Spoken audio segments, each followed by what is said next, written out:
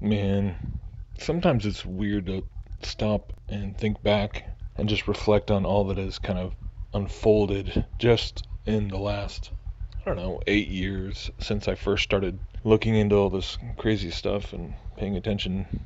Back in 2010, I'm not exactly even sure when I first started looking into the conspiracy and New World Order stuff. But back in the beginning, when I was first learning about all this stuff, right out of the gate, a lot of it had to do with Genesis 6 and the whole Nephilim topic, and this issue that was tying into biblical prophecy and eschatology in terms of everything it says in Revelation about the beast who once was, now is not, and yet will come, and the king whose mortal wound had been healed and all this stuff.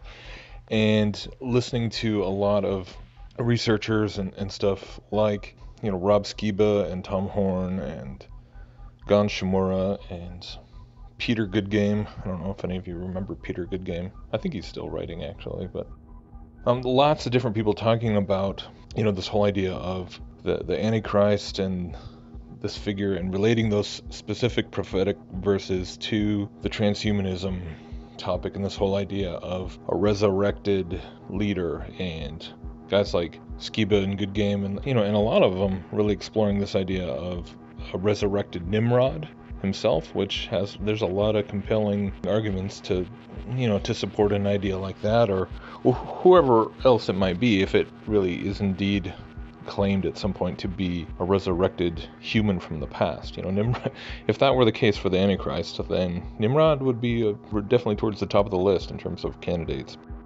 The reason I'm talking about that is because it is pretty crazy to stop and think about how just in those past 8 years or so, how much more propaganda and stuff in the mainstream media and the realm of science and science fiction and how these things interweave and overlap and all that, how much has just come out and become more normative just in the popular culture and everything in that time frame. And I was really struck by this when somebody showed me a clip from the recent CES 2018, which is like the big tech convention show of the year. It was in Vegas just about a week ago. And there's this particular booth. I know some people have covered this, but I haven't seen it really like with a ton of views at this point. So I wanted to speak to this because this is pretty this is pretty crazy. Obviously, there's more examples of transhumanism in all its various aspects in science fiction and movies and television than more than you can shake a stick at this point. This kind of takes it to a new level because here, this is the tech convention where all these booths with legitimate companies and legitimate products, and here, Netflix actually had this booth that was there to advertise for an upcoming sci-fi show called Altered Carbon.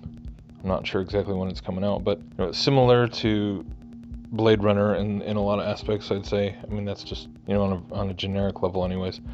But it's like this whole booth was sort of like this performance art installation kind of thing where people come up and they have the examples of the sleeves or the artificially cloned bodies, and it's supposed to be like a display, and they have the salesman here talking like he's really selling the whole idea of uploading your consciousness into an artificially cloned body.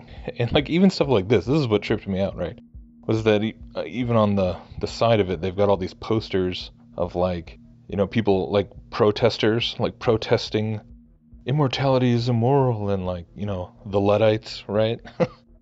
that cracked me up. But how they've making this whole narrative and this whole, very immersive, very interactive kind of, you can go up and then at the end they have like what looks like a real body inside this bag with liquid in it and everything, and you can touch it, and just making the whole concepts just feel that much more real and that much more kind of like, what would it really be like, sort of a thing. We're basically what they're doing with all these types of science fiction and storytelling. To me, it's like storytelling. The whole purpose of controlling movies and controlling the narrative through the various types of like dystopian or extreme. Obviously it's fiction and it's never going to look like this in reality because it's action heroes and stunts and over the top things like that. But it allows us forum for the public to to keep bumping up against an idea and grappling with it and letting all of us science fiction nerds ponder it in 18 different ways. But as a net result, over time, it just becomes, it's not, as an idea, it's not new, so that when it finally comes out in the quote-unquote real scientific realm, it's not that shocking, right? And that's not a novel concept. I mean, lots of people have been talking about that for a long time. But it's just crazy to see this and see yet another example, but sort of taking it to the new level. Like, why did they pick this show to do such a extensive, interactive, immersive type of installation, hiring fake salesmen and all the rest. But yeah, I don't know. Just watching this, it kind of tripped me out. But when you really think about the idea of eventually, potentially, even connecting back to the AI idea of, kind of like in the Johnny Depp movie with Transcendence, where when you get into the whole idea of uploading consciousness, right, there's inevitably that debate of, is it really the consciousness of the real person, or is it just a facsimile? Is it just a bunch of algorithms that are mimicking that person, so closely that we can't tell? But is it? And that's the whole thing. Is like, maybe it wouldn't even be universally agreed upon what it was, what the beast was. Is it really, is it truly Nimrod?